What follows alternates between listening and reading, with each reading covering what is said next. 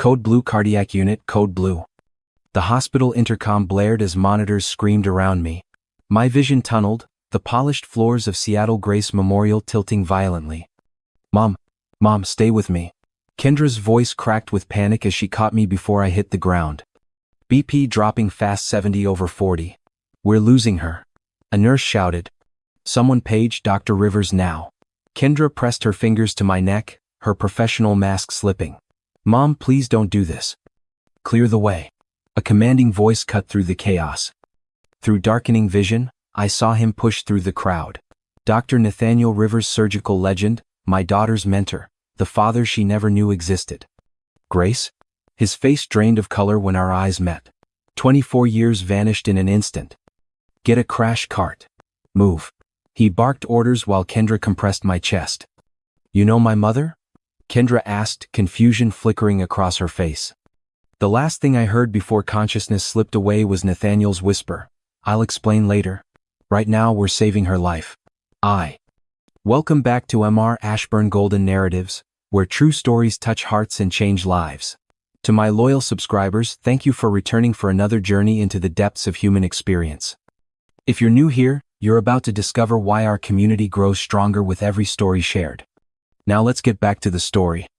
I'd only come to bring Kendra lunch. My daughter always forgot to eat during her 12-hour shifts at Seattle Grace Memorial. After 2 years as a nurse in the prestigious cardiac unit, you'd think she'd learn to take better care of herself. Mom, you didn't have to come all the way down here, Kendra said, accepting the paper bag with grateful eyes. The cafeteria food isn't that bad. The bags under your eyes say otherwise. I straightened her slightly rumpled scrubs. Besides, I was in the neighborhood. I cast her. A lie. I'd driven 40 minutes in Seattle traffic specifically to check on her. To make sure she wasn't working herself to exhaustion. To see her face light up when she talked about her patients, her colleagues, and especially her mentor Dr. Nathaniel Rivers. Dr. Rivers is performing an experimental valve replacement this afternoon, Kendra said, eyes shining with admiration. He's letting me observe from the gallery. Can you believe it? Most nurses never get that opportunity. My heart clenched. That's wonderful, sweetheart. You should see him work, Mom. It's like watching an artist. The way his hands move, so precise, so confident. He saved a 6-year-old yesterday with a congenital defect other surgeons called inoperable. I forced a smile. He sounds impressive. And for the deniators and the best in the field. And he chose me for his mentorship program. Out of 40 applicants. She checked her watch. I should get back. Thanks for lunch. Love you. She hugged me quickly, then disappeared through the double doors leading to the cardiac wing. The same wing where, 3 floors up, Nathaniel Rivers performed his miracles. I stood frozen in the lobby, fighting the familiar panic. For 6 months, I'd lived with this fear that Kendra would discover the truth. That Nathaniel would see something familiar in her eyes, her gestures, the way she bit her lip when concentrating. That my carefully constructed world would collapse. I should have left then. Should have walked straight back to my car and driven home. But something made me linger. Made me walk toward the hospital directory. Made me look up at the board listing the day's surgeries. Dr. N. Rivers, N. or 4, mitral valve replacement, 2 p.m. 24 years since I'd seen him. 24 years of raising our daughter alone. 24 years of carrying a secret that grew heavier with each passing day. I turned to leave, and that's when it hit me, crushing pressure in my chest, radiating down my left arm. Pain so absolute it stole my breath. I stumbled, gasping, clutching at the information desk. Ma'am? Are you okay? The receptionist's voice sounded distant. I tried to answer. Tried to say I was fine. But my legs gave out, and suddenly I was on the cold, polished floor, the pain consuming me. Someone help. We need a doctor. Footsteps thundered around me. A crowd gathered. And then Kendra's voice, professional but edged with terror. Mom, stay with me. Somebody help. That's how it started. Not with a gentle revelation over coffee. Not with a carefully planned conversation. But with me lying on the floor of Seattle Grace Memorial's lobby, my heart literally breaking, and my daughter about to discover the truth in the worst possible way. Let me take you back. Back to when I was 28 and stupid enough to believe that love could conquer anything. Boston, 1999. The Whitmore Foundation Gala for Cardiac Research. Champagne flowed freely, medical luminaries mingled, and I was checking table arrangements, clipboard in hand, making sure everything was perfect for my boss at the event planning agency. "Excuse me, but is there anywhere in this building where a person can actually breathe?" I turned to find a man in an impeccably tailored tuxedo, looking distinctly uncomfortable among the crowd. "The balcony off the east wing," I replied. "Through those doors, left at the painting of the stern-looking man with mutton chops, then straight ahead." He raised an eyebrow. "That's surprisingly specific." "I planned this event. I know all the escape routes." I offered my hand. "Grace Morrison." "Dr. Nathaniel Rivers." His hand was warm, his grip firm. "Though I'm barely a doctor. First-year surgical resident at Massachusetts General, and yet important enough to be invited to this very exclusive gala." He laughed, a genuine sound amidst the artificial titters around us. "Only because my research paper on coronary revascularization won some award I didn't apply for. Trust me, I'd rather be in the lab. Or on that balcony I mentioned." "Exactly." He glanced around at the crowd, then back to me. His eyes were intense, intelligent, searching. "Want to show me that escape route?" I shouldn't have. I was working. Had responsibilities. Tables to check, donors to please, a boss to impress. "Absolutely," I said. The east balcony was empty, the October air crisp. Boston spread before us, lights glittering against the night sky. "Much better." Nathaniel loosened his bow tie. "You saved me from at least 3 more conversations about golf. Happy to perform life-saving measures." I leaned against the railing. "So, revascularization. That's finding better ways to restore blood flow to the heart after damage." He turned to face me fully. "But I'd rather hear about you." Me? "I'm just an event planner." "No one's just anything." He studied me with those penetrating eyes. "What makes Grace Morrison's heart beat?" Such a surgeon's question. Such an unexpected one at a gala filled with small talk. "Books. The ocean at sunrise. Solving puzzles. Finding the perfect song for a specific moment." I paused. "Making something meaningful out of chaos. After. Event planning." "Exactly. Taking disparate elements and creating something cohesive. Something that matters, even if just for one night." I turned the question back to him. "And you? Besides hearts, what makes yours beat?" "Truth." He said it without hesitation. "Finding it, pursuing it, living it. In medicine, in research, in life. I can't stand pretense," says the man escaping a pretentious gala. "With a woman who seems refreshingly real." He smiled, God, that smile, and something shifted in the air between us. "I'd like to see you again, Grace Morrison. Outside of work. Away from all this." 3 days later, we had dinner at a tiny Italian restaurant in North End. A week after that, we spent 6 hours walking the Freedom Trail, talking about everything except the historical landmarks. By the end of the month, I was in love with Nathaniel Rivers, his brilliance, his dedication, his unexpected tenderness. "You make me remember why I wanted to be a doctor," he told me one night, his head in my lap as we sat in my apartment. "When I'm drowning in hospital politics and sleep deprivation, you remind me it's about helping people. Saving them." "Is that what I do? Save you?" I ran my fingers through his dark hair. "Every day." He caught my hand, kissed my palm. "You're the best part of my life, Grace. The absolute best part." For 8 months, we built something I thought was unbreakable. He was focused, ambitious, destined for greatness in his field. I was his refuge from the pressure, the person who reminded him why he'd wanted to save lives in the first place. Then everything changed. Nathaniel's mentor, Dr. Warren Ashby, called him into his office one afternoon in March. What happened in that room would destroy us, though I didn't know it yet. The surgical fellowship. Nathaniel told me that night, his face ashen. The one in London. The most prestigious cardiac surgery position in the world. That's incredible. I'd thrown my arms around him. You've been dreaming about this since. There's a condition. Something in his voice made me pull back. What kind of condition? Dr. Ashby has a daughter, Penelope. They want to ensure the fellowship goes to someone with family connections. Someone committed to the Ashby legacy. My stomach dropped. What are you saying? They want me to marry her. It's not. It's a professional arrangement. Ashby's funding the entire program. Without his backing, it doesn't exist. He wants to keep it in the family. An arranged marriage? Nathaniel, this is insane. I know. I know it is. But this fellowship, it's everything. 3 years studying under the world's best surgeons. Access to research, funding, patients nobody else can help. I could change medicine, Grace. I could save thousands of lives. I got in. He'd reached for my hands. I pulled away. What about us? I love you. You know I love you. But this is my life's work. This is what I was meant to do. And I'm what? A distraction? Something to sacrifice for the greater good? Don't say that. You're everything to me. But I have to think about the future. About the lives I can save. I'd looked at him, really looked, and seen the truth he wouldn't say aloud. He'd already made his choice. So I made mine. That night, I packed what mattered most into 2 suitcases. Left my apartment keys with the landlord. Withdrew my savings. And bought a one-way ticket to Seattle, as far from Boston as I could get without leaving the country. I left no note. No forwarding address. Changed my phone number and deleted my email account. Disappeared completely from Nathaniel Rivers' life.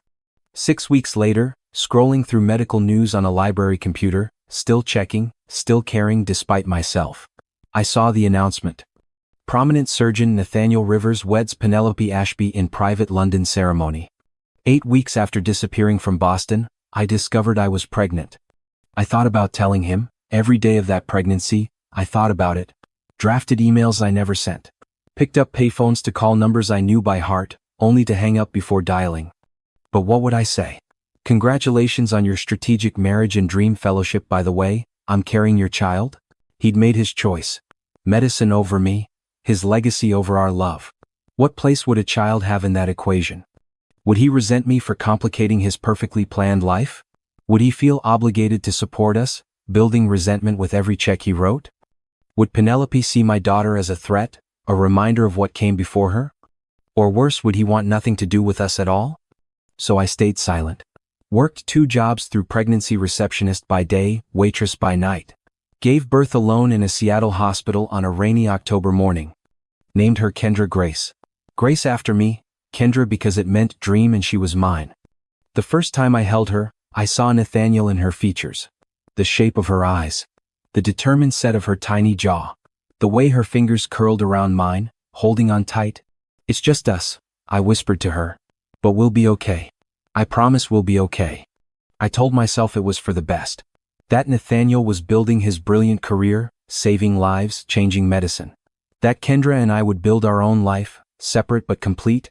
I told myself these things to sleep at night, even as the weight of my secret grew heavier with each passing year. If you're moved by my impossible choice so far, hit that like button now. Have you ever had to choose between your own happiness and someone else's future? Share your thoughts in the comments below. And subscribe if you haven't already. I raised Kendra in a small 2-bedroom apartment in Seattle's Ballard neighborhood. It wasn't fancy, but it had large windows that filled the rooms with light on the rare sunny days, and it was walking distance to a park where Kendra spent countless hours climbing, swinging, and making friends with anyone who would play with her. Single motherhood wasn't what I'd planned for my life, but I threw myself into it completely. During Kendra's early years, I worked as an administrative assistant at a local community college, steady hours, decent benefits, and most importantly, flexibility when Kendra got sick or needed me at school events. Just you and me against the world, baby girl, I'd tell her as I tucked her in at night, her small body curled against mine as I read her favorite stories. Like superheroes? 4-year-old Kendra asked, her dark eyes. Nathaniel's eyes wide with wonder. Exactly like superheroes. The most powerful duo ever. She believed me, with the pure faith only children possess. And for many years, it was enough, this small, fierce love between mother and daughter, this world we'd built together. But children grow. Questions form. And the blank spaces in Kendra's life began to take shape as questions I dreaded answering. It happened first when she was 7. 2nd grade. Family tree project. Kendra sat at our kitchen table, construction paper and markers spread everywhere, her tongue poking out slightly as she concentrated another mannerism. So like Nathaniel, it made my heart ache. Mom? She didn't look up from her careful writing. What do I put for Dad's side? The question I'd been preparing for since she was born, yet still it caught me off guard. What does Miss Henderson say about kids who don't have dads at home? She said to include whoever is part of our family. But everyone else is putting grandparents and aunts and uncles and stuff. She finally looked up, frustration clouding her face. I don't even know Dad's name.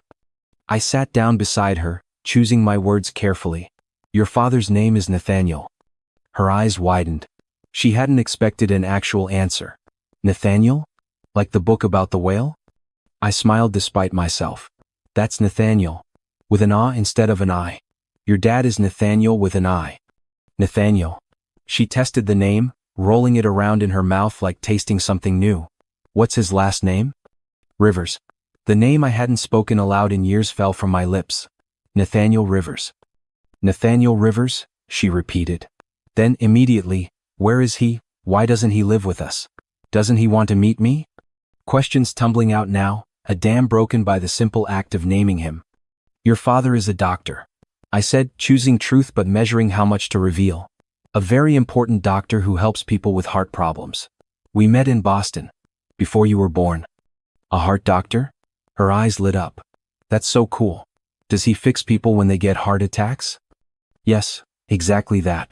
He's very good at it. But why isn't he here? She persisted, the way children do, bulldozing through polite evasions. It's complicated, sweetheart, your father and I. We loved each other very much, but sometimes adults have to make hard choices. He had to go to another country to become the kind of doctor who could help the most people. Did he know about me before he left? The question cut straight to my deepest guilt.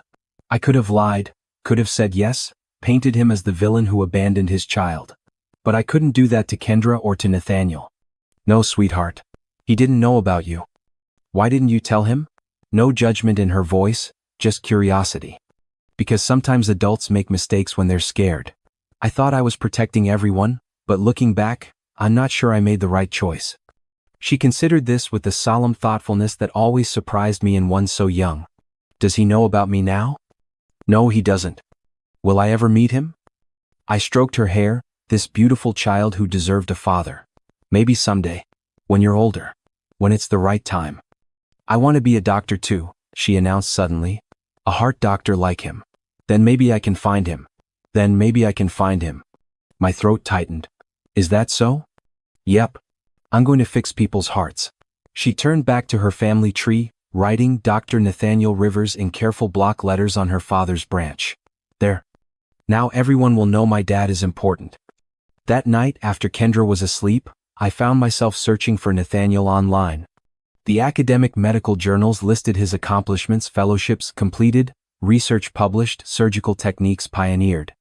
Professional headshots showed him aging gracefully, silver threading through his dark hair, eyes still intense and focused. No mention of Penelope after those first few years. No children listed in his sparse personal information. Just career achievements, speaking engagements, awards. I closed the laptop, guilt and regret washing over me anew. Kendra deserved to know her father. Nathaniel deserved to know his daughter. But after 7 years of silence, how could I possibly bridge that gap? What right did I have to disrupt his life now? So I said nothing. Again. Told myself I was protecting everyone. Again. And Kendra continued growing, continued asking questions, continued forming her own image of the father she'd never met. By age 12, she'd become obsessed with medicine. Science fair projects about the circulatory system. Anatomy books checked out from the library. Medical dramas recorded and watched repeatedly.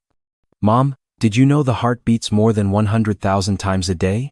She announced at breakfast one morning. That's like 35 million times a year. Is that right? I smiled at her enthusiasm. Where did you learn that? I've been reading Dad's research papers online. She said it casually as if it wasn't a bombshell. They're really complicated, but some parts I can understand. The spoon froze halfway to my mouth. You've been. What? Reading Dad's research. Dr. Nathaniel Rivers from Massachusetts General Hospital, right? He publishes a lot of papers on cardiac surgery techniques. I found them in the medical journal database at the library. My daughter, my 12-year-old daughter, had been researching her father. Finding his work, reading his words, connecting with him in the only way available to her. Kendra, those papers are meant for other doctors. They're probably very technical. I know. Most of it's over my head. She shrugged. But I like reading them anyway. It makes me feel like I know him, at least a little bit. Ah. The simple admission broke my heart. I could tell you more about him if you want. Her face lit up. Really? Like what? So I told her. About Nathaniel's laugh, deep and genuine. About his passion for classical music. His inability to cook anything more complicated than scrambled eggs. His habit of reading 3 books simultaneously. His dedication to patients others had given up on. What I didn't tell her, how completely I had loved him. How devastated I'd been to leave. How many times I'd picked up the phone over the years, only to put it down again. I didn't tell her that each time she mastered a science concept, each time she spoke of becoming a doctor, each time she bit her lip in concentration, I saw her father. By 16, Kendra had volunteered at 3 different hospitals, joined every science club her high school offered, and set her sights firmly on medical school. Mrs. Collins says I need to expand my extracurriculars if I want to get into a top college. She told me after a meeting with her guidance counselor. But I don't see the point in joining debate club when I know exactly what I want to do. There's value in being well-rounded, I offered.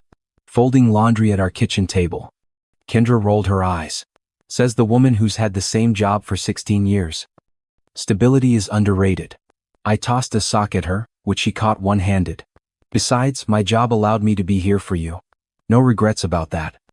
Her expression softened. I know, Mom. And I appreciate it. I want more. I want to do something that matters. Like your father?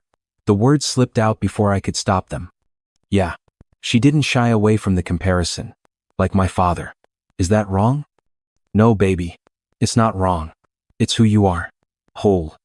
Do you think he'd be proud of me? The question came quietly, vulnerability threading through each word. If he knew me? Kendra. I abandoned the laundry and took her hands. He would be so incredibly proud of you. How could he not be? You're brilliant and determined and compassionate. Any father would be proud to call you his daughter. Then why haven't you told him about me?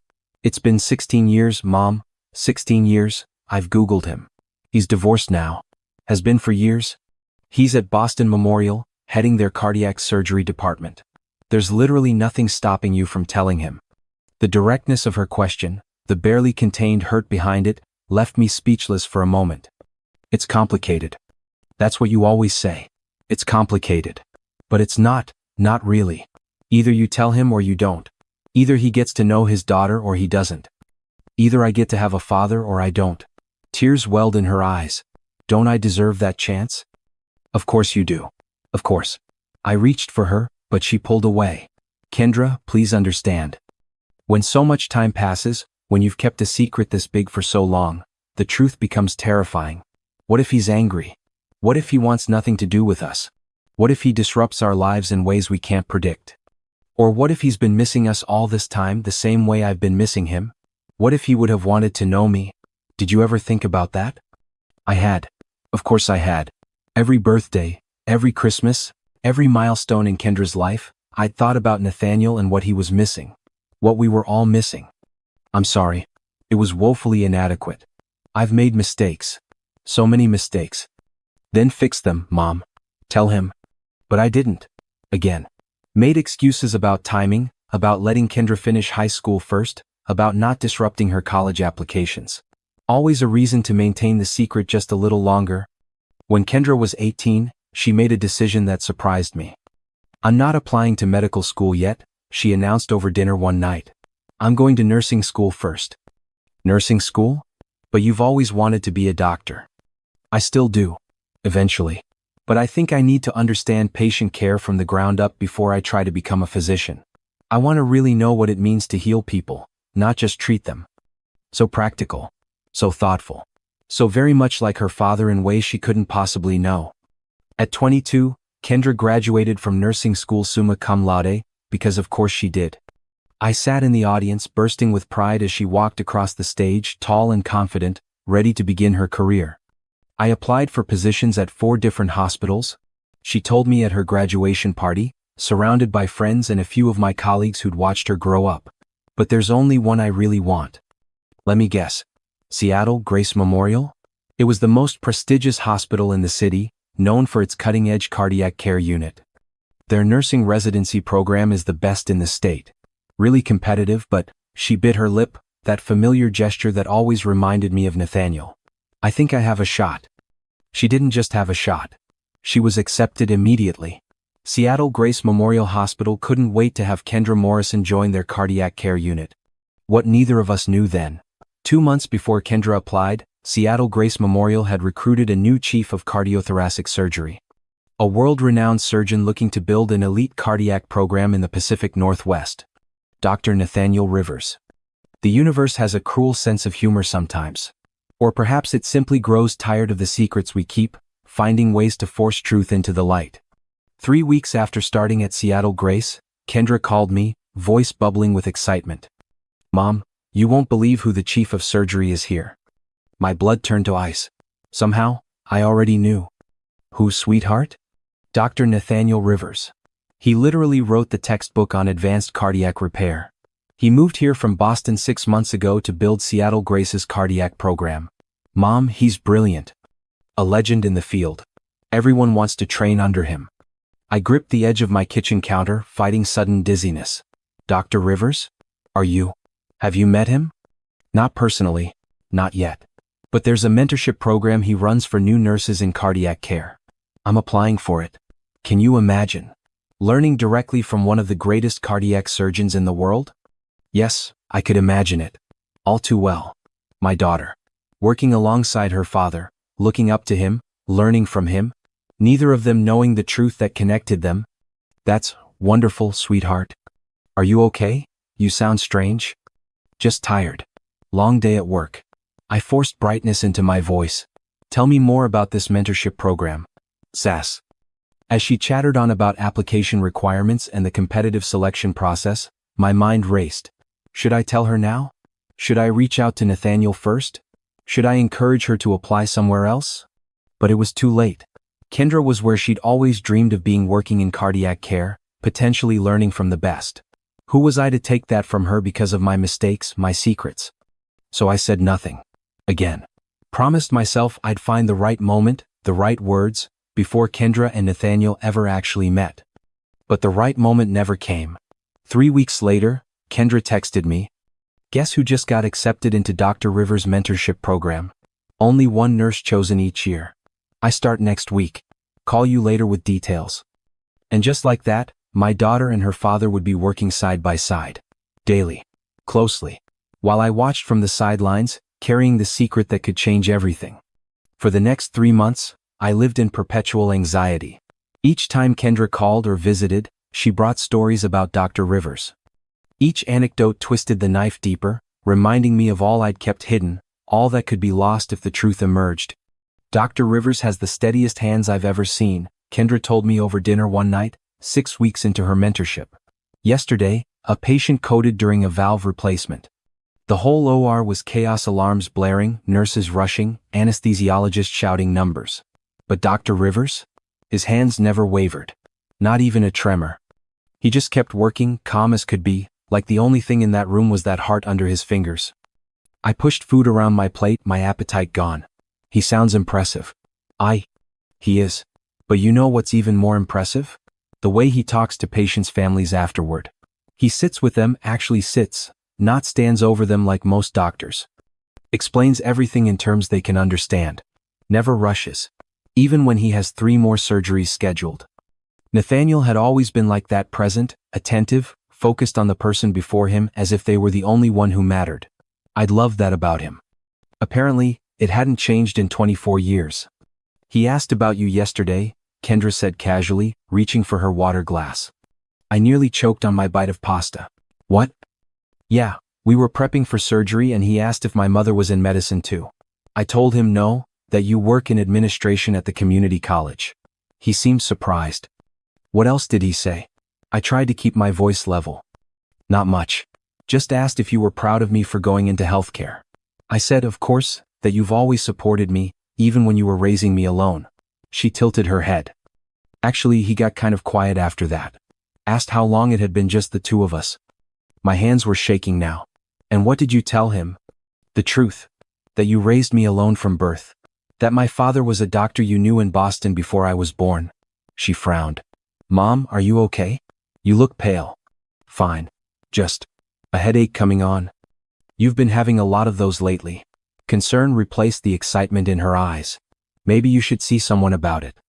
If only a doctor could cure what ailed me, the weight of a 24-year secret growing heavier by the day. 2 weeks later, Kendra arrived at my apartment unannounced, practically vibrating with excitement. You'll never believe what happened today. She didn't even remove her coat before launching into her story. Dr. Rivers asked me to assist on a complex bypass. Not just observe, actually assist. First hands only get to observe for at least 6 months, but he specifically requested me. That's wonderful, sweetheart. I forced enthusiasm into my voice. Why do you think? For. He said, I have excellent instincts and steady hands. Pride radiated from her. But it's more than that. We just click, you know? The way we approach patient care, the questions we ask, even our thoughts about surgical techniques. Sometimes it's like he's thinking exactly what I'm thinking. Of course they clicked. Of course they thought alike. She was his daughter. You're very talented, I managed. I'm sure he recognizes that. It's weird though. Kendra peeled off her coat, hanging it by the door. Sometimes I catch him looking at me strangely, like he's trying to figure something out. Yesterday he asked if we'd met before I started at Seattle Grace. Said something about me seeming familiar. My heart pounded so loudly I was sure she could hear it. What did you say? I told him no, that I would have remembered meeting someone so accomplished in my field. But, she hesitated. Mom, do you think it's possible I remind him of someone? Like, what if he knew my father back in Boston? They were both cardiac surgeons around the same time. The irony was almost too much to bear. I suppose anything's possible. Maybe that's why he's taking such an interest in me. Maybe he sees something of my father in me. She laughed. Wouldn't that be wild? If Dr. Rivers actually knew my dad? Wild indeed, I whispered. As weeks passed, Kendra's admiration for Nathaniel grew, so did their professional relationship. He gave her increasing responsibilities, invited her to observe more complex procedures, even asked her input on patient care decisions. And with each new development, each story Kendra shared, my anxiety intensified. The secret was becoming unsustainable. I began having actual chest pains, sharp, sudden stabs that left me breathless. Stress, I told myself. Just stress. Dr. Rivers asked about you again, Kendra said during our weekly Sunday brunch, now 2 months into her mentorship. Wanted to know if you ever lived in Boston. The fork slipped from my fingers, clattering against the plate. What did you tell him? The truth that you went to college there and worked for an event planning company for a few years before moving to Seattle. She studied me, suspicion dawning in her eyes. Mom, what's going on? Every time I mention Dr. Rivers asking about you, you practically have a panic attack. Nothing's going on. I'm not used to being the subject of conversation with your boss. It wasn't like that. He was just making conversation. She paused. Wait, did you know him? Back in Boston? 24 years of lies pressed against my chest. This was my moment, the perfect opening to tell her everything. We may have met at an event once. I said instead, another half-truth to add to the pile. It was a long time ago. Kendra's eyes widened. Oh my God. That's why he keeps asking about you. He remembers you from some medical fundraiser or something. Maybe. Like I said, it was a long time ago. You have to come to the hospital. Come for lunch when I'm on shift. If you two know each other, it would be so cool to reconnect. I don't think that's a good idea, Kendra. Why not? It's just lunch. She leaned forward, suddenly suspicious. Unless there's something you're not telling me. The moment stretched between us, taut with unspoken truths. Tell her now, a voice inside me urged. Before it's too late. But cowardice won again. No, nothing. I just don't want to intrude on your professional relationship. She sat back, clearly not believing me but unwilling to push. Fine. But at least think about it. It would mean a lot to me to have you meet the person who's shaping my career. If only she knew. The next week brought a development I hadn't anticipated. Kendra called me after her shift, her voice tight with confusion. The strangest thing happened today. Dr. Rivers had a photograph on his desk, a group shot from some medical conference years ago. I noticed it because one of the women in the picture looked like you. Ah. My blood turned to ice. That's odd. I pointed it out, said she resembled my mom. He got really quiet, picked up the photo and stared at it like he'd never seen it before. Then he asked me how old I am. When I told him I'm 24, he dropped the picture. The frame shattered all over his office floor. How strange. I managed, my voice barely working. He apologized, said he wasn't feeling well, and canceled our afternoon consult rounds. Mom, I think he recognized you in that photo. I think you two knew each other better than you're saying. The walls were closing in. The truth was finding its way out, one coincidence at a time. Kendra, there's something I started, finally ready to tell her everything. Hold on, I'm getting another call. It's the hospital. She switched lines, then came back moments later. I have to go. Emergency surgery just came in. We'll talk later, okay? And Mom? Whatever it is you're not telling me, I think it's time. She hung up, leaving me with the words I should have said years ago stuck in my throat. That night I couldn't sleep. Paced my apartment until dawn, rehearsing how I would finally tell Kendra the truth. Imagined her anger, her sense of betrayal, her disbelief. Prepared explanations that sounded hollow even to my own ears. By morning, I'd made a decision. I would go to the hospital. Would ask to speak with Nathaniel privately. Would tell him first, give him time to process before we told Kendra together. It was the right thing to do. The only thing to do. I showered, dressed carefully in a blue blouse. Kendra always said brought out my eyes, and drove to Seattle Grace Memorial with my heart pounding in my chest. The hospital lobby was busy, staff and visitors flowing through the wide entrance. I approached the information desk, throat dry. I'm here to see Dr. Rivers, I told the receptionist. Dr. Nathaniel Rivers. Do you have an appointment? No. But it's personal. Very important. Could you please let him know Grace Morrison is here? The receptionist looked skeptical but picked up the phone. As she dialed his office, I spotted Kendra across the lobby, reviewing charts at the nurse's station. She hadn't seen me yet. I turned away, not ready for that confrontation until I'd spoken with Nathaniel. The pain in my chest intensified a sharp, squeezing pressure that made me gasp. Ma'am? The receptionist was looking at me strangely. Are you all right? Fine, I managed. Just nervous about seeing an old friend. Dr. Rivers is in surgery for another hour, but his assistant said you can wait in his office if it's important. Thank you, I'll just... The sentence died as the pressure in my chest exploded into searing pain. My left arm went numb. The lobby tilted sideways. Ma'am? Ma'am? The receptionist stood, alarm in her voice. I tried to respond, but couldn't form words. My knees buckled. The last thing I saw before collapsing was Kendra looking up from her charts, her expression shifting from surprise to horror as she recognized me. Mom? Mom. Then darkness. I came to briefly in the emergency bay, lights flashing overhead, chaos around me. Kendra's face appeared above me, professional calm warring with terror in her eyes. BP dropping 90/40, get a cardiac team down here stat. Someone shouted. Mom, stay with me, okay? You're having a cardiac event. We've got you. Just stay with me. Kendra's voice broke on the last word, her professional mask slipping. Kendra. I tried to reach for her hand. Don't try to talk. Save your strength. She turned to a nurse. Where's Dr. Rivers? Page him. Now. He's in OR 3. Tell him it's critical. Tell him it's... Kendra looked down at me, sudden determination hardening her features. Tell him it's Grace Morrison. Duh. The nurse hurried away. Kendra squeezed my hand, her eyes never leaving my face. Mom, whatever you're not telling me, whatever happened between you and Dr. Rivers, it doesn't matter right now. All that matters is getting you through this. But when you're stable, we are having that conversation. Okay? You hear me? I nodded weakly, the pain radiating through my chest making it impossible to speak. Good. Now fight. Fight hard. Because I am not losing you today. The emergency bay doors burst open. Through my haze of pain, I saw him, Nathaniel. Older, silver threading through his dark hair, lines at the corners of his eyes, but unmistakably him. The man I'd loved. The father of my child. His eyes scanned the monitors, taking in the medical situation with practiced efficiency. Then his gaze fell on me, and 24 years vanished in an instant. Grace? Disbelief, shock, something deeper darkening his features. Dr. Rivers, my mother is having an acute MI. Kendra said, her voice steadier than I would have thought possible. ST elevation on the ECG, BP unstable and dropping. Nathaniel's eyes snapped to Kendra's face, then back to mine. I watched the pieces click into place, Kendra's age, her features so like his own, the timing of my disappearance from Boston. Your mother? His voice was barely audible. Yes, Grace Morrison.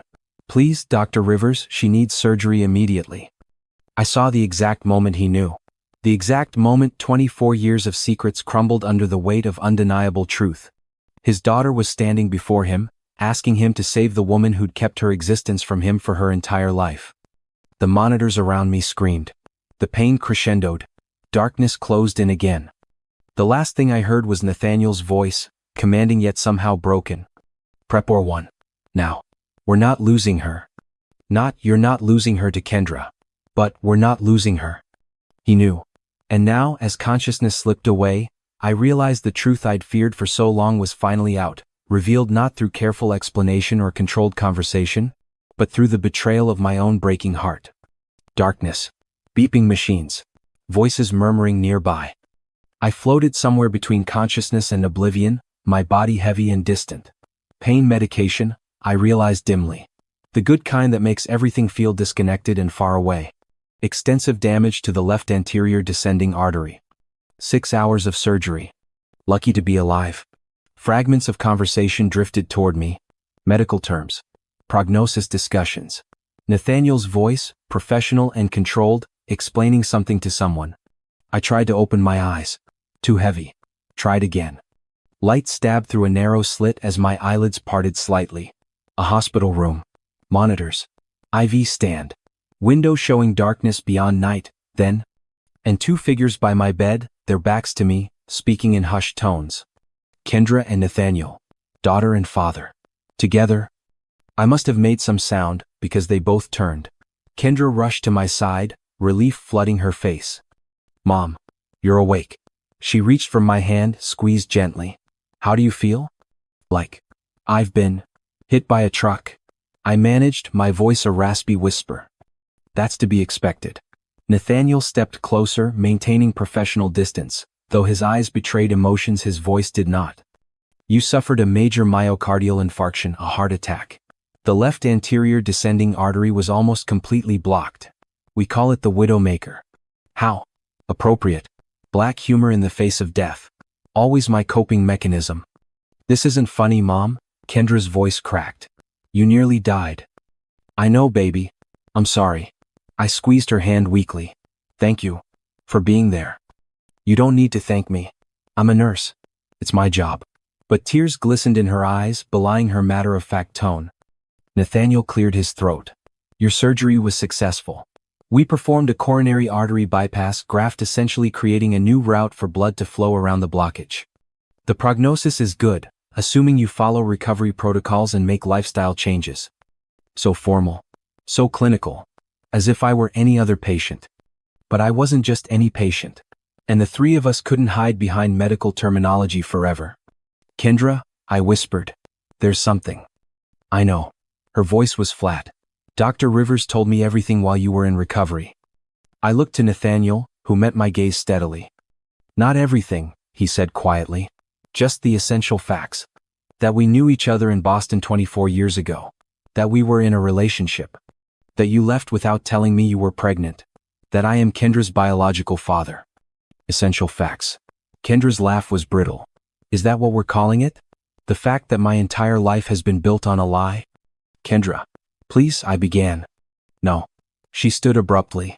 I can't do this right now. You need to rest and I need some air. She left without looking back.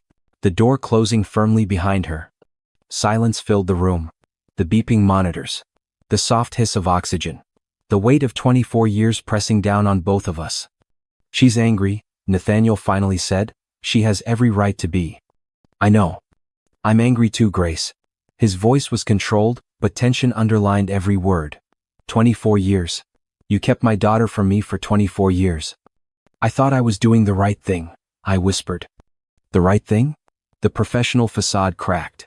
What about my right to know I had a child? What about Kendra's right to know her father? What part of denying us both that relationship could possibly be the right thing? You were married. Starting your fellowship.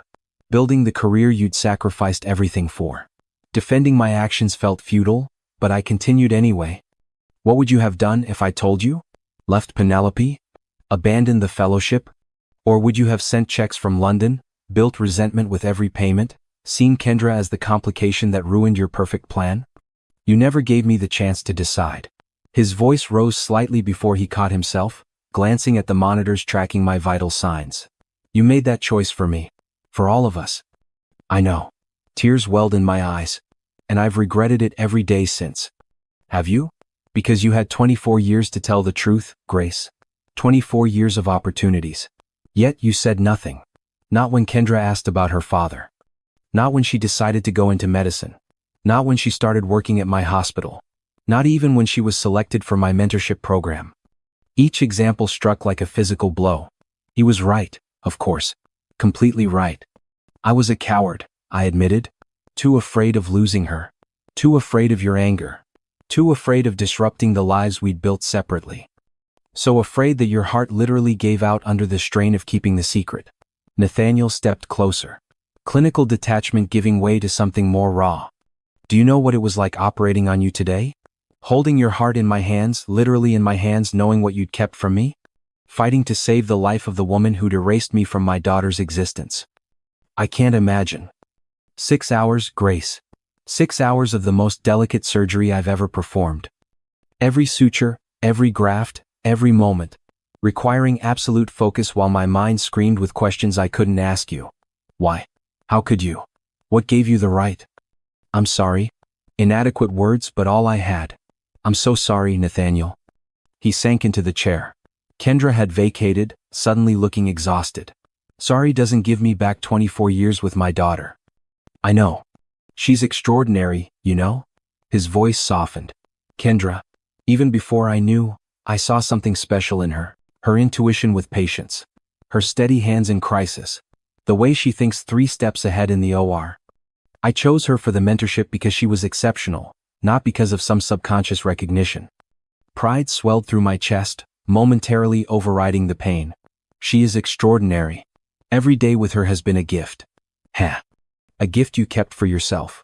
The accusation hung between us, undeniable. Yes, I admitted. And that was wrong. Deeply, unforgivably wrong.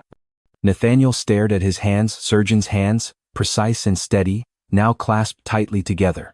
When did you realize I was at Seattle, Grace? Kendra told me 3 months ago. Her first week there. She called, so excited to be working with the famous Dr. Rivers. And you said nothing. I convinced myself it was better that way.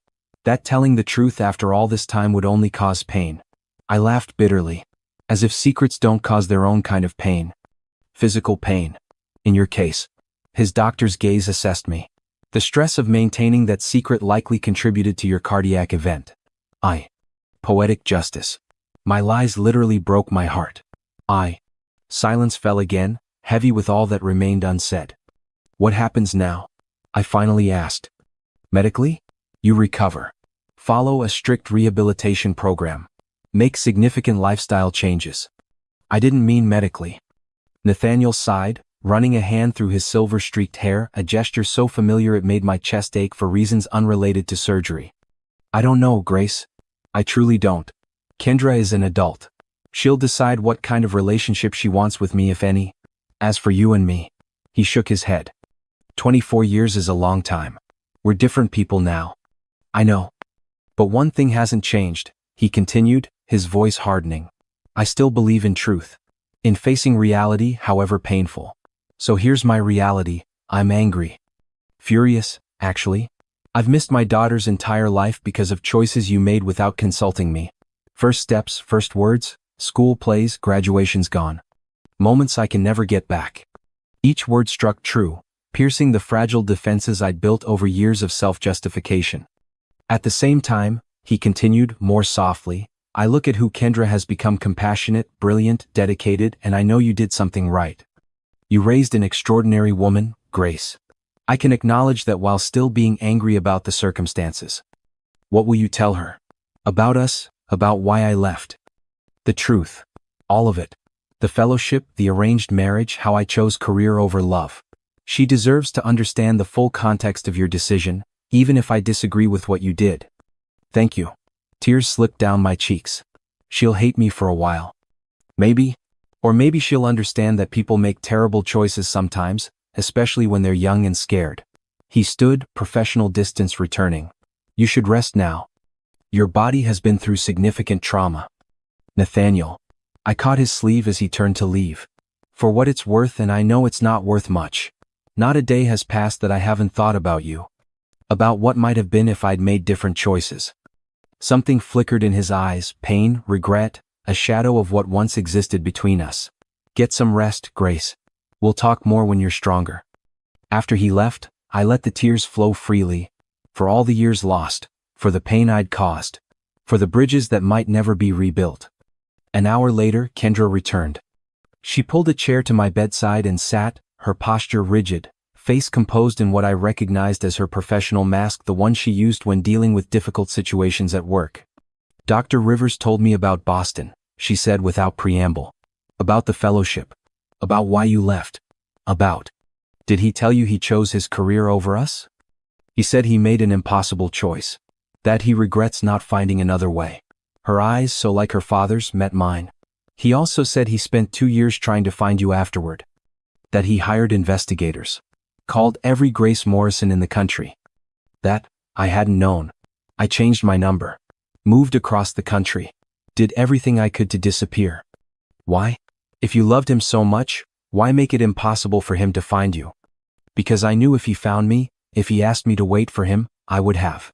And I couldn't build my life around maybes and somedays. I reached for her hand. She let me take it, though her fingers remained stiff in mine. Kendra, I made choices I thought were protecting everyone. I was wrong. So wrong. And I'm sorry. 6 months. Her voice was barely audible. I've been working with my own father for 6 months. Learning from him. Admiring him. And neither of you said anything. I was afraid. Of what? That I'd love him? That he'd want to be part of my life? That I'd be angry at you for keeping us apart? Her control slipped, anger bleeding through. Well, congratulations, Mom. I am angry. Furious, actually. But not just because you kept him from me. Because you kept me from him. The distinction struck hard. I never thought of it that way. Of course not. You were too busy protecting your secret. Kendra pulled her hand away. Do you know what Dr. Rivers, my father, did during your surgery? After the main repair was complete, he spent 3 extra hours rebuilding tissue. Other surgeons would have simply bypassed. 3 hours of meticulous microsurgery to ensure you'd have full cardiac function, not just survival. I didn't know what to say. The surgical fellow asked why he was taking such extraordinary measures for a standard MI patient. Do you know what he said? Kendra continued, not waiting for my response. Because this patient deserves a second chance at a full life. We all do. Fresh tears welled in my eyes. He saved your life in the most complete way possible, Mom. After what you did to him.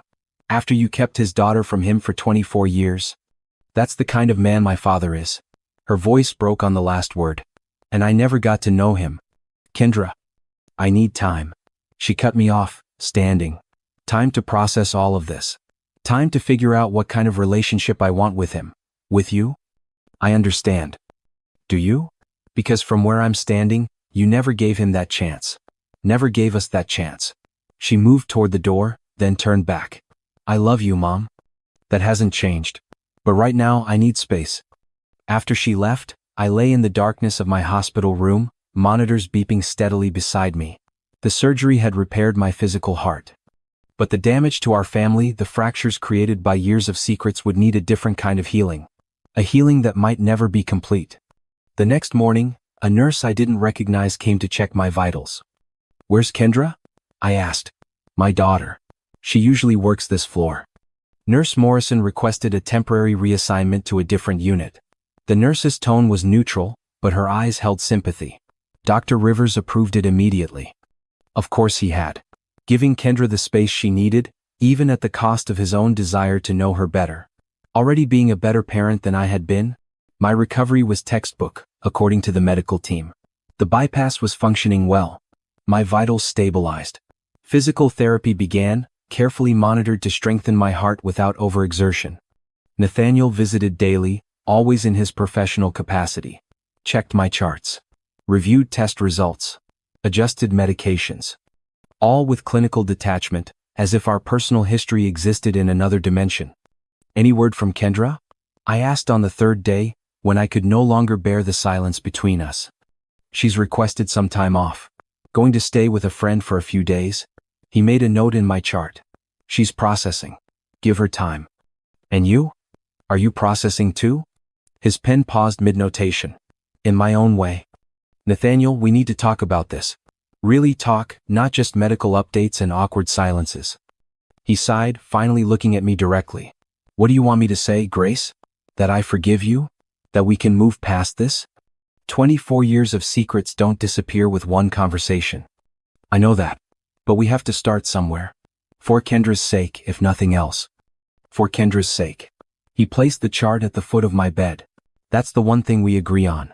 Whatever happens between us, Kendra deserves parents who can at least be civil to each other. Is that all we can be? Civil? Something flickered in his eyes, pain, regret, perhaps a shadow of what once existed between us. I don't know what we can be, Grace. Right now, I'm still trying to reconcile the woman I loved with the woman who kept my child from me for her entire life. I'm both, I said quietly. The woman who loved you desperately and the woman who made a terrible, unforgivable choice. Just like you're both the man who chose his career over our relationship and the man who just saved my life in the most complete way possible. He didn't respond immediately, his gaze drifting to the window. We've both made choices we can't take back. But we can make different choices now. Better ones. Perhaps. He moved toward the door. Rest, Grace. Your body is still healing. And you? Are you healing too? The question stopped him. I'm a surgeon. I fix what's broken in others. My own injuries. He shook his head. Those take longer. On the 5th day, I had an unexpected visitor. Dr. Patricia Moss, the hospital's head of cardiology and, according to my nurse, Nathaniel's closest colleague. Dr. Rivers doesn't know I'm here, she said without preamble, settling into the visitor's chair. And he'd probably be furious if he found out. But I thought someone should check on you. The human you, not just the patient. I appreciate that, though I'm not sure I deserve the concern. It's not about deserving. Her direct gaze reminded me of Kendra's. It's about understanding a complicated situation with some empathy. You know then? That you're Kendra's mother and Nathaniel is her father? Yes. He needed someone to talk to after your surgery. I've known Nathaniel for 15 years, and I've never seen him so untethered. Is he okay? Professionally? Absolutely. His work hasn't suffered. If anything, he's even more focused, more precise. Personally? She shook her head. He's reeling. Finding your daughter after 24 years, a daughter you never knew existed, who's been working alongside you for months, that's not something the psychiatric textbooks cover. And Kendra? Have you seen her? She came back to work yesterday. Requested to train under me for a while. She's quiet. Focused. Working through things in her own way. Patricia studied me thoughtfully. She's remarkably like her father, you know? Not just physically, though that resemblance is striking when you know to look for it. But in how she processes emotions internally, methodically, one layer at a time. The observation pierced my heart. How many other similarities had I missed over the years? How many of Kendra's traits had I failed to recognize as echoes of Nathaniel? I've made terrible mistakes, I said. Yes, but you have, Patricia agreed, her bluntness actually comforting in its honesty. But from what Nathaniel has told me, you were also very young, very hurt, and facing an impossible situation. I'm not excusing what you did, but I understand how easy it is for one decision to become a pattern that's almost impossible to break. What do I do now? How do I fix this? You can't fix it, Grace. Some things can't be undone. 24 years of absence can't be erased. What you can do is acknowledge the harm, apologize sincerely, and then give both Nathaniel and Kendra space to decide what they want moving forward. And if they want nothing to do with me? That's a risk you'll have to accept. But from what I've seen of both of them, their capacity for understanding, their inherent compassion, I think they'll surprise you. She stood to leave. Just don't expect immediate forgiveness. Some wounds take time to heal, especially those that have been festering for decades. After Patricia left, I lay in bed considering her words. Space, time, acceptance. None of the quick fixes. My panicked mind had been seeking. On my 7th day in the hospital, both Kendra and Nathaniel came to my room together.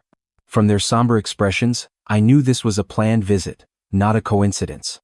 We need to talk, Kendra said, taking the chair beside my bed while Nathaniel remained standing, slightly apart. All three of us. I agree. My heart hammered in my chest, setting off a warning beep from the monitor. "First, the medical news," Nathaniel said, his voice professional. "You're recovering well. We'll discharge you tomorrow with a comprehensive care plan. 6 weeks of restricted activity, followed by cardiac rehabilitation." "Thank you. Now for the personal." His tone shifted slightly. "Kendra and I have been talking. A lot. About the past. About what happens next. About what happens next." Kendra leaned forward. "I'm still angry, Mom. At both of you, actually. At you for keeping the truth from me. At him for making choices that led to our separation in the first place." "That's fair," I whispered. "But," she continued, "I'm also trying to understand. To see the impossible situation you were both in 24 years ago. Young and ambitious and facing choices no one should have to make. I hadn't expected this level of empathy. Not yet. Thank you for trying." "Don't thank me," she said sharply. "I'm not doing it for you. I'm doing it for me. Because holding on to anger isn't going to give me what I really want. Which is a chance to know my father.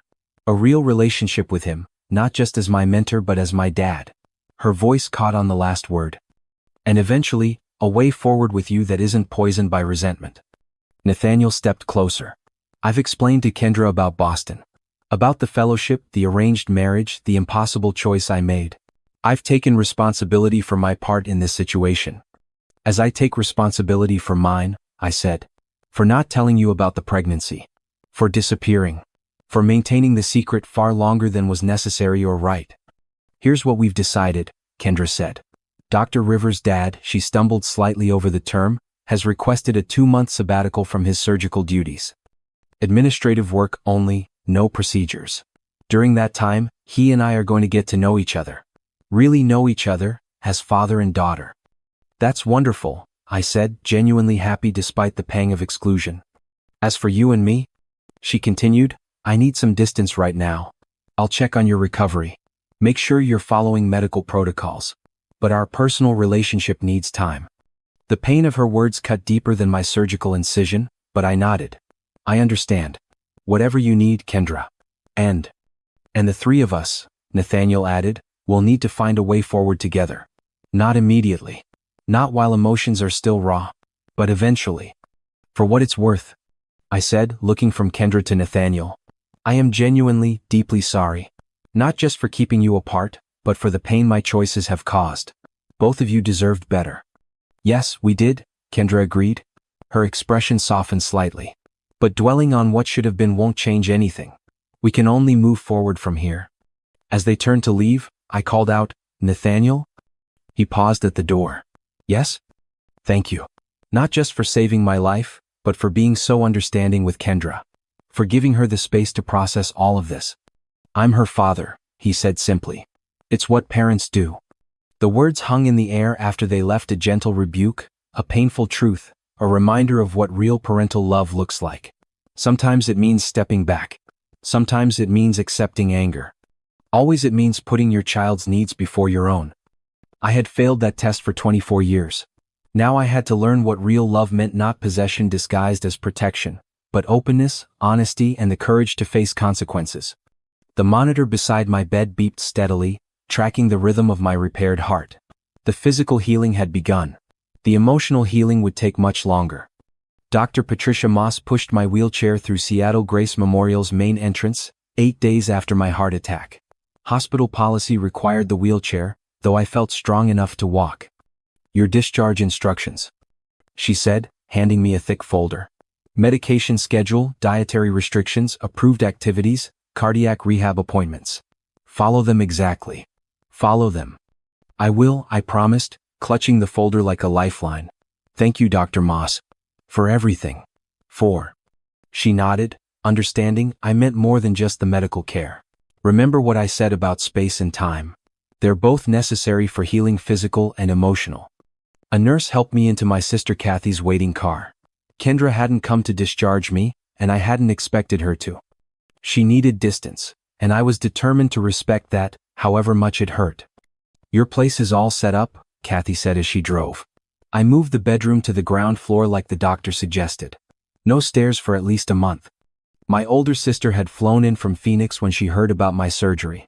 We weren't especially close, occasional holiday visits, monthly phone calls, but family rallies in a crisis. Kendra called me, she said after a few minutes of silence. Told me everything. Everything? About Nathaniel. About him being her father. About the secret you've kept all these years. She glanced at me. Why didn't you ever tell me, Grace? I would have supported you. I didn't tell anyone. That was the point. The more people who knew, the greater the chance Nathaniel would find out. And that would have been so terrible? Him knowing he had a daughter? I stared out the window at Seattle's familiar streets. At the time, yes. I thought it would be terrible for everyone. And now? Now I know I was wrong. My voice caught. Catastrophically wrong. Kathy reached over to squeeze my hand. You made a mistake. A big one, yes, but you're human. And from what Kendra tells me, this Nathaniel isn't exactly blameless in all this. He made his choice, I made mine. But mine affected more people for much longer. Well, for what it's worth, Kendra seems to be handling it better than I would have expected. She's hurt and angry, but she's also curious. Wants to know her father. She pulled into my apartment complex. That's a testament to how you raised her, Strong enough to face hard truths. Bite. I wish I could say recovery was just a physical process, medications taken on schedule.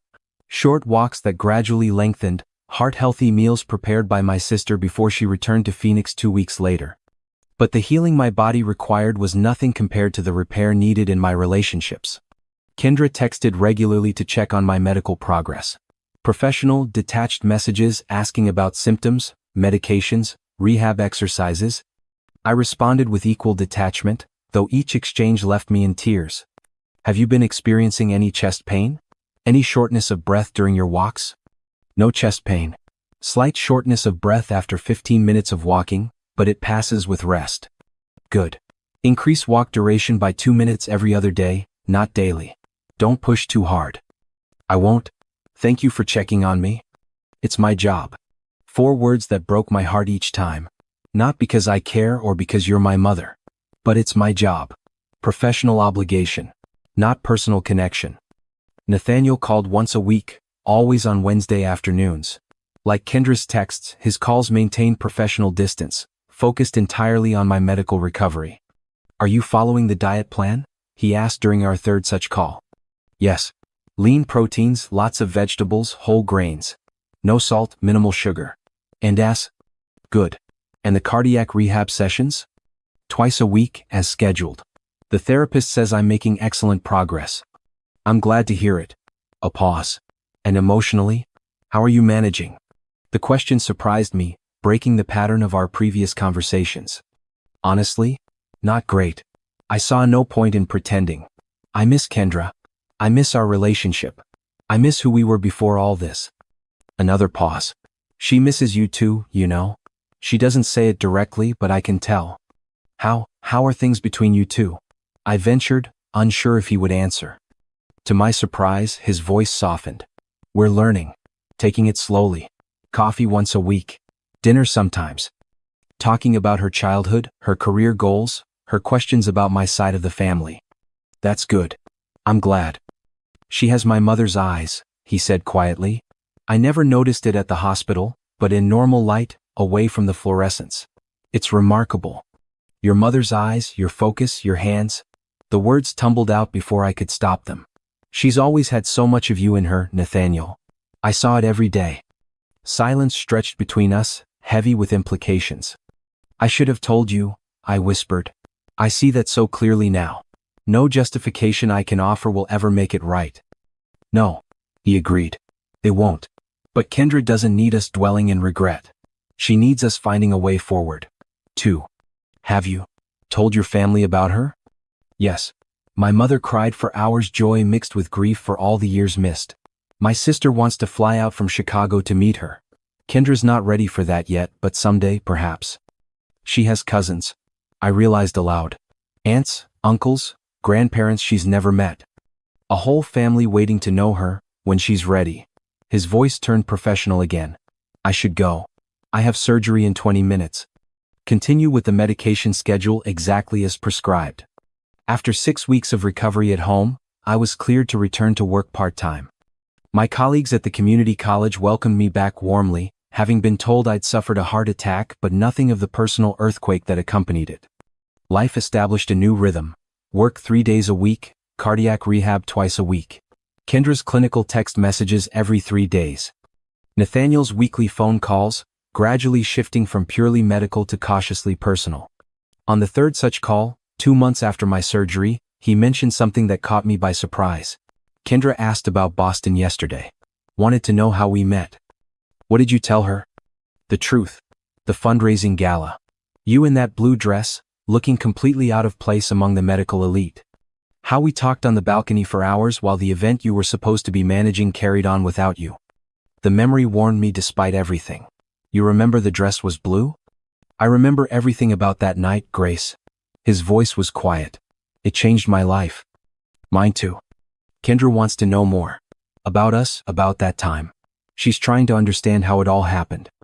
She can ask me, I said carefully, if she wants to. I think she might be getting there. Give her time. 3 days later, Kendra's regular medical check-in text arrived, but with an addition. How's your energy level? Any fatigue after work days? Slight fatigue but manageable. Nothing concerning. Good. Follow up with cardiac rehab about adjusting your exercise intensity. I was about to respond with my usual thank you for checking on me, when 3 dots appeared, indicating she was typing more. Dad told me about the night you met. My heart skipped a sensation that still triggered momentary panic since the surgery. Yes. The Whitmore Foundation Gala. Not my most professional moment, abandoning my job to talk to a handsome doctor on the balcony. The response took longer than usual. Were you happy together? Before everything fell apart? Tears blurred my vision as I typed, the happiest I'd ever been. He was brilliant and kind and made me laugh. I loved the way his mind worked. The way he cared so deeply about his patients. The way he looked at the world. Another long pause before her response. He says similar things about you. That you were the only person who understood the pressure he was under.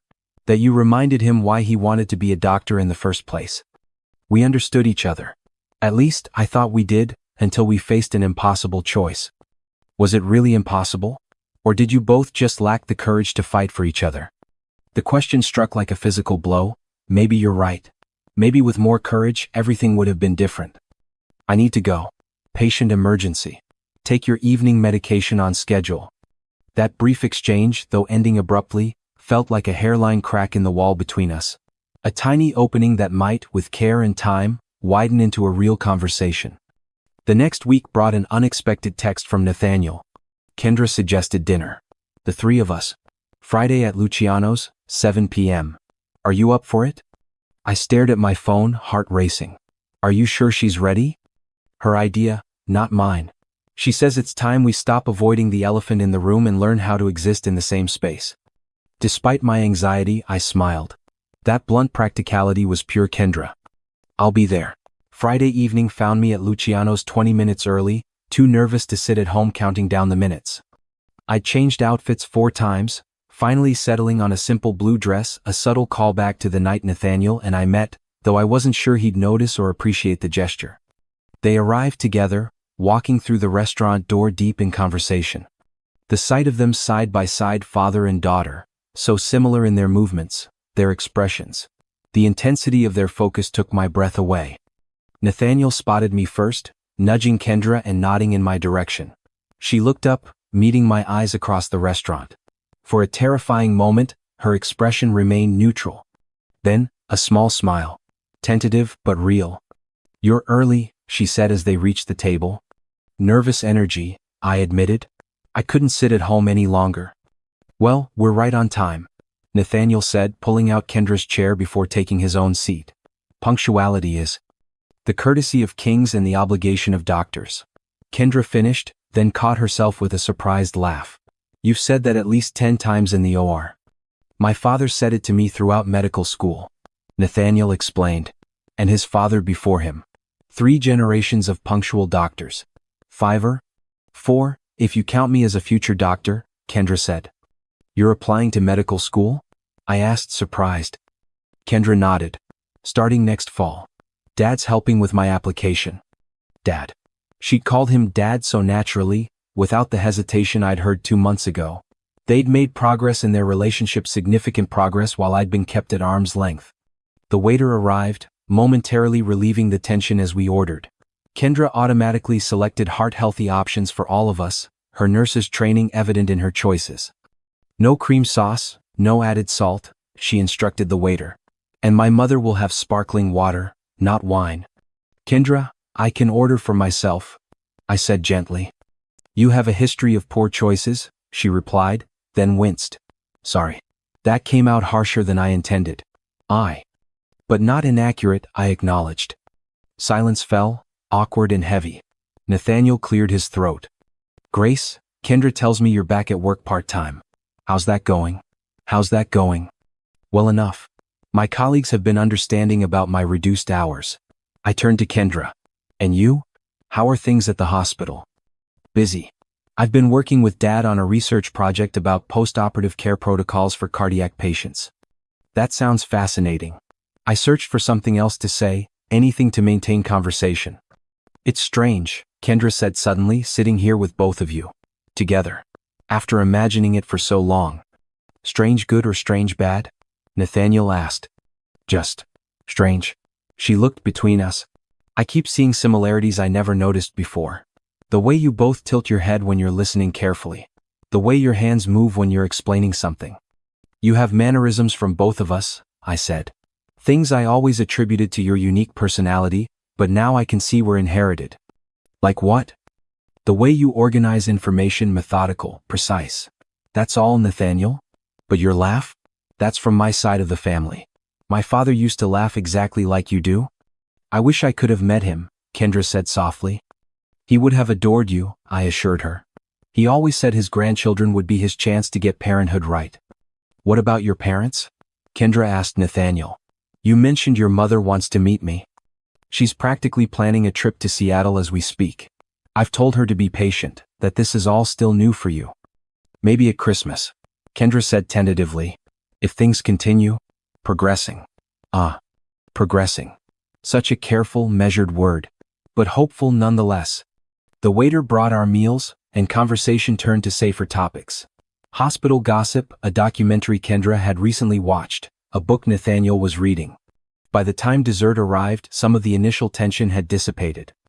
As we prepared to leave, Kendra fixed me with a serious look. This was okay. Not terrible.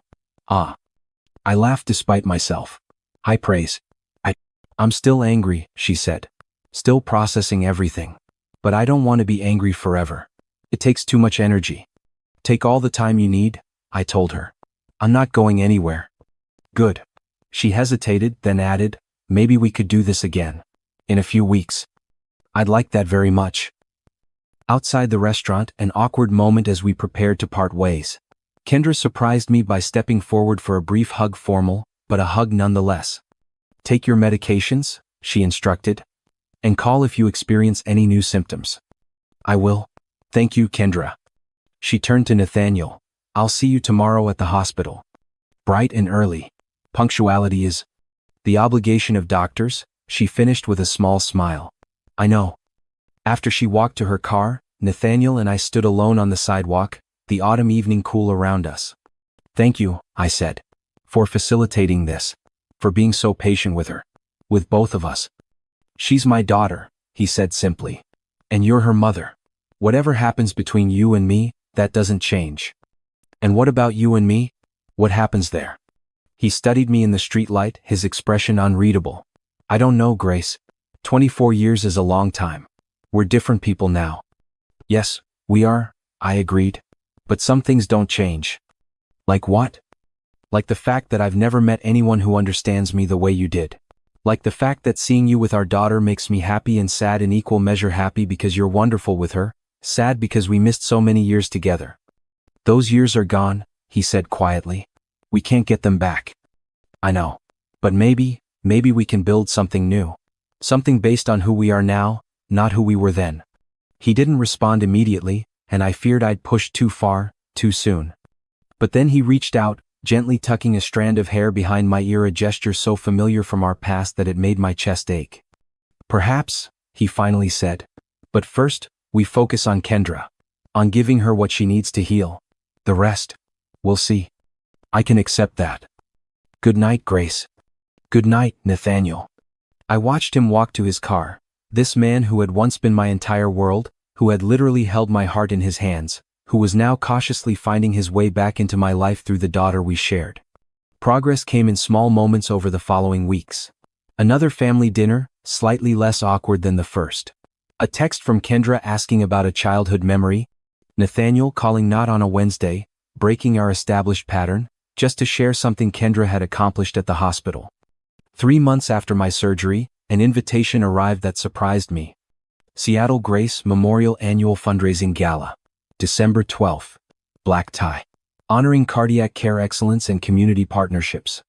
Attached was a personal note from Nathaniel. The Cardiac Patient Support Network you've started is being recognized. Kendra and I both think you should attend. I'll pick you up at 7. Since my recovery, I channeled my experience into creating a support system for other cardiac patients. A network of survivors helping newcomers navigate the physical and emotional challenges of heart disease. What had begun as personal therapy had grown into something meaningful, with Seattle Grace adopting the program officially. The night of the gala. I found myself back in the world of medical fundraising, the very environment where Nathaniel and I had met 24 years earlier. The irony wasn't lost on me as I smoothed my gown, blue, of course, and waited for his arrival. He appeared precisely at 7, handsome in his tuxedo, silver threading through his dark hair catching the light as he approached my door. You look beautiful, he said, his eyes taking in the blue dress with a flicker of recognition. Thank you. Deja vu, isn't it? You in a tuxedo, me in blue, headed to a medical gala. Let's hope this one ends better than the last. Kendra met us at the event, stunning in a simple black dress, her dark hair swept up elegantly. She'd been at the hospital all day and hadn't had time to come home first. The Patient Support Network display is getting a lot of attention, she reported, guiding us through the crowded ballroom. Several donors have already expressed interest in funding its expansion. I never imagined it would grow like this, I admitted. It started just as a way to make sense of my own experience. That's often how the most meaningful programs begin, Nathaniel said. From personal need to community resource. The evening progressed like a strange dream, echoes of the past blending with present reality as we navigated the crowd together. Nathaniel introduced me to colleagues, his hand occasionally resting at the small of my back, a gesture both formal and intimately familiar. Kendra moved between professional conversations and family moments with increasing ease. Midway through the evening, the hospital's chief of medicine took the stage for presentations and recognition. Tonight, we celebrate not only medical excellence but the power of community in healing, she began. One of our newest initiatives exemplifies this perfectly, the Cardiac Survivor Network, which connects patients with mentors who have walked the same path. She detailed the program's impact, then continued, this network began with one woman's vision, born from her own cardiac event and recovery. Please welcome to the stage Miss Grace Morrison. The applause caught me by surprise. Kendra nudged me forward with an encouraging smile. Go on. You earned this. Heart pounding safely, thanks to Nathaniel's surgical skill, I made my way to the stage. Thank you, I said into the microphone. This recognition is unexpected and deeply appreciated. I looked out at the crowd, finding Kendra and Nathaniel standing side by side, watching me with matching expressions of pride. When my heart failed 6 months ago, I thought it was the end of my story. Instead, it was the beginning of a new chapter. Through recovery, I discovered that healing is rarely just physical. It's emotional, relational, communal. My eyes locked with Nathaniel's. Sometimes the heart breaks in ways no surgery can repair.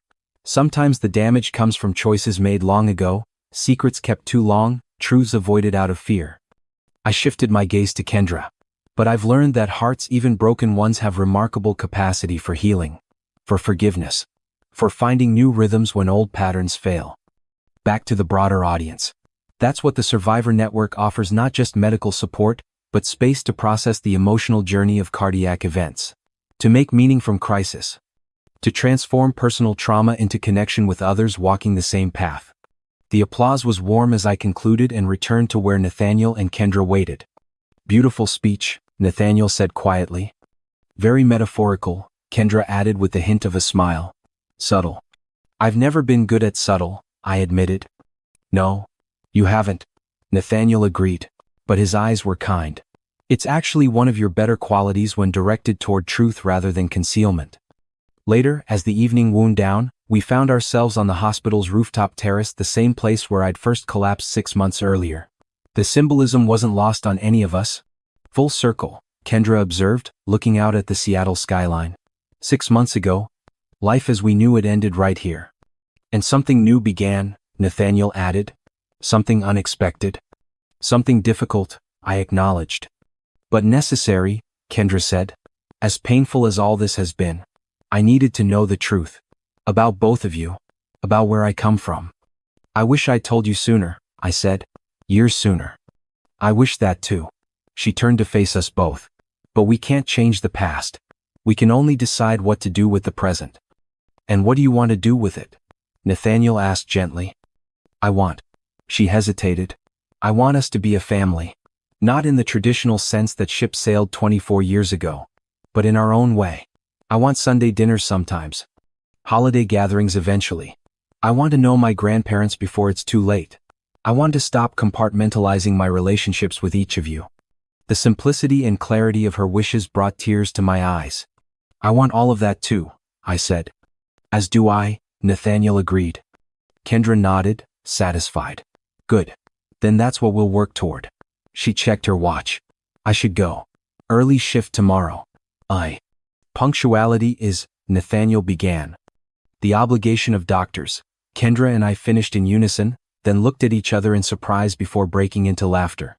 After she left, Nathaniel and I remained on the terrace, the December air crisp around us. She's remarkable, he said. You did an amazing job raising her. We both contributed to who she is. Nature and nurture. True. He turned to face me fully. Grace, there's something I need to say. That sounds serious. It is. He took a deep breath. I've spent 6 months processing everything: the shock of discovering Kendra, the anger over lost years, the adjustment to suddenly being a father to an adult daughter. I know it's been overwhelming. It has. But through all of it, through all the complex emotions and difficult conversations, one thing has become increasingly clear to me. What's that? I never stopped loving you. The words hung between us, startling in their directness. Nathaniel, please let me finish. I'm not saying this to pressure you or to suggest we can simply pick up where we left off 24 years ago. Too much has happened. We've both changed too much. Then why say it at all? Because it's true. And we've had enough secrets and half-truths between us. He stepped closer. Even in my angriest moments these past months, even when I couldn't understand how you could keep Kendra from me for so long, some part of me still remembered the woman I loved in Boston. Still recognized the core of who you are in the woman standing before me now. And who am I? I whispered. Someone brave enough to face the consequences of her actions. Someone who built a meaningful life for our daughter despite being alone.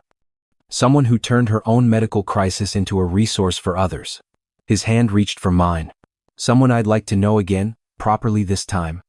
Without the shadows of the past between us. Are you asking me on a date? A smile tugged at his lips.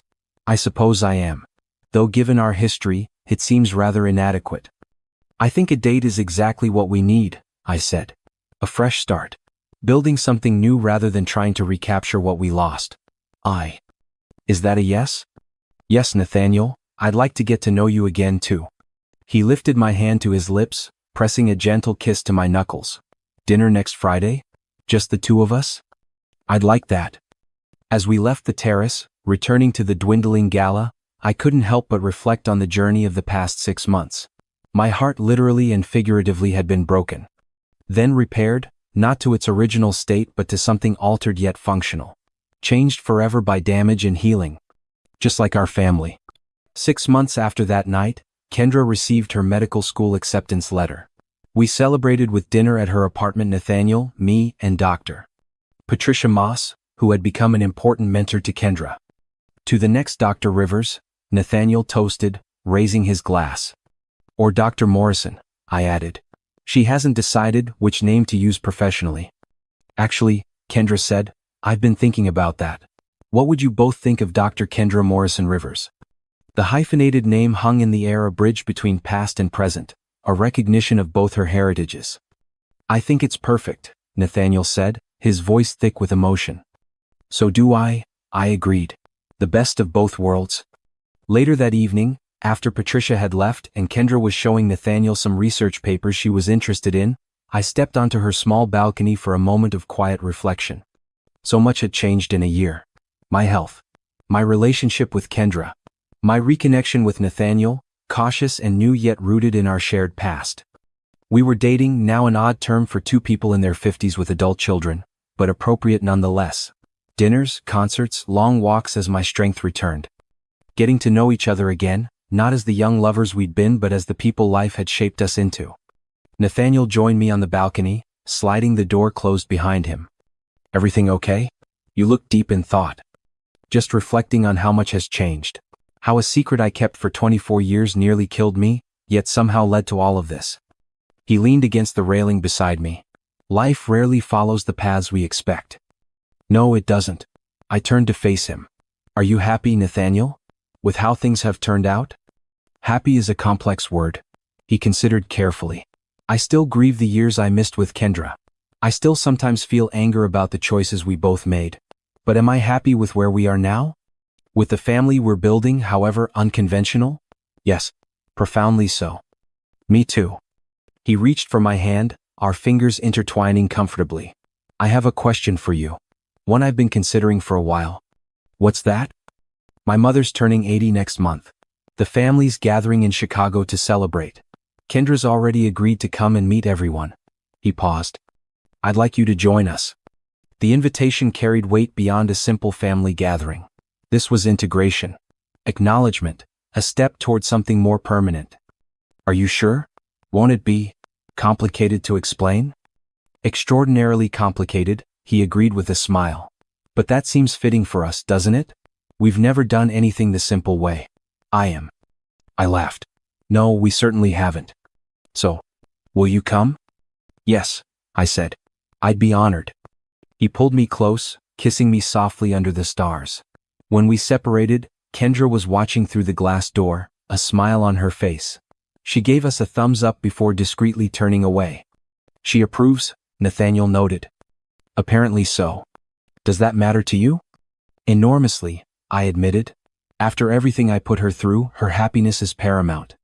Mine too. He brushed a strand of hair from my face. But our happiness matters as well, Grace. We lost 24 years. I don't intend to waste whatever time we have left. Inside, Kendra was clearing dinner dishes, humming softly to herself. Outside, Nathaniel and I stood close together, two people who had found their way back to each other through the most unlikely, painful path imaginable.